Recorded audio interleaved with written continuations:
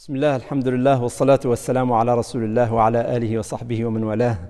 اللهم نور قلوبنا بالعلم وزين أخلاقنا بالحلم وافتح بيننا وبين قومنا بالحق وأنت خير الفاتحين. Nous avons consacré quelques chroniques de cette semaine à la famille en tant que pépinière et première garderie de nos enfants avant qu'ils ne soient pris en charge par les écoles, les universités, les clubs et la société. La sauvegarde de cette institution garante d'une formation saine donnée à nos enfants implique un engagement ferme de notre part afin de la doter des moyens d'accomplir sa mission, à savoir une définition précise de ses concepts, à la sauvegarde des valeurs intrinsèques qui lui sont dévolues. Nous avons évoqué aussi au cours de ces chroniques l'ensemble des concepts et des valeurs que nous sommes appelés à promouvoir à l'intérieur du foyer de la famille de musulmans. Aujourd'hui, Inch'Allah, nous allons essayer d'approfondir davantage ces concepts afin de rendre cette image plus claire, Inch'Allah. D'abord, tu dois savoir que notre religion comporte des engagements fermes et des autorisations, mais aussi des tendances affirmatives et d'autres plausibles, et prendre aussi des positions qui font l'exception à la règle.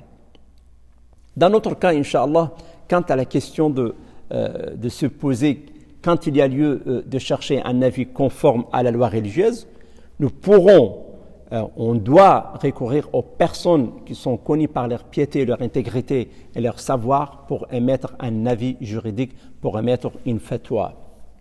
Prends garde et n'essaye pas de trouver des subterfuges pour donner un semblant de licéité à tes choix et tes désirs pour accomplir des actes qui enfreignent en fait la loi religieuse. En réalité, l'obligation et l'engagement religieux t'incombe de ne pas succomber à tes désirs en cherchant des accommodements qui te soustraient à la loi religieuse et de te prémunir contre ces dérives en tant que fléau, mais plutôt montrer la voie qui doit se conformer à la voie religieuse. Il en est de même pour ce qui est de la famille, dans ses rapports avec l'islam qui est sa référence. C'est pour cela que tous les membres de cette famille doivent être solidaires de ce qui affecte les contrées islamiques, d'éprouver de la joie au cours de leurs fêtes et de la tristesse pour les calamités qui les frappent, de ne pas s'en détourner et de faire comme si rien ne s'était passé, car tu es appelé à rendre compte devant Allah subhanahu wa ta'ala pour cette attitude. Te réjouir de leur joie et compatir à leur détresse, c'est-à-dire te mêler à ce qu'ils peuvent éprouver, te représenter par ton froid ce qu'éprouvent des millions de sans-abri, de réfugiés, de déplacés, qui étaient pourtant des gens honnêtes et fiers et qui avaient un niveau social et une solidité morale remarquable.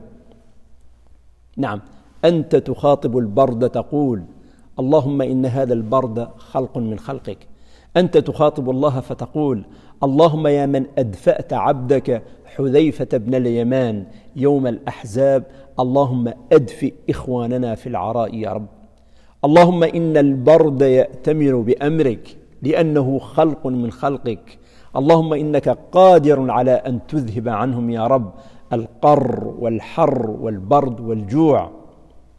Tu t'adresses à Allah subhanahu wa ta'ala et tu l'implores en disant par ce temps froid, ô Allah, toi qui as secouru ton serviteur Hudayfa ibn al-Yaman en le réchauffant le jour de la bataille d'Al-Ahzab, réchauffe nos frères qui sont démunis. Toi qui as créé le froid, évite ces ravages. يعني من لا يحس بهذا الشعور فإن في انتمائه إلى أمته كثير من الخلل وكثير من الوهن والأولاد لابد أن يعيشوا جرعة وقدرة يعني من هذه المشاعر طبعا بحسب أعمارهم وبحسب طاقاتهم. لكن أحبتي في الله، نحن جزء من كل، نحن جزء من أمة الإجابة للنبي محمد صلى الله عليه وسلم. Celui qui n'éprouve pas ce genre de compassion doit souffrir d'un manque d'appartenance et de décrépitude pour ce qui est de son devoir religieux.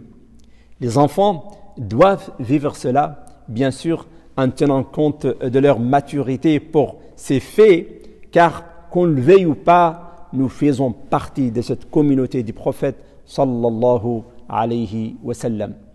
Qu'Allah subhanahu wa ta'ala bénisse votre mois, votre jeûne, vos veillées, et qu'il les clôture pour nous et pour vous tous par le bonheur et la libération du purgatoire. Il est le protecteur et l'omnipotent Jalla Jalaluhu.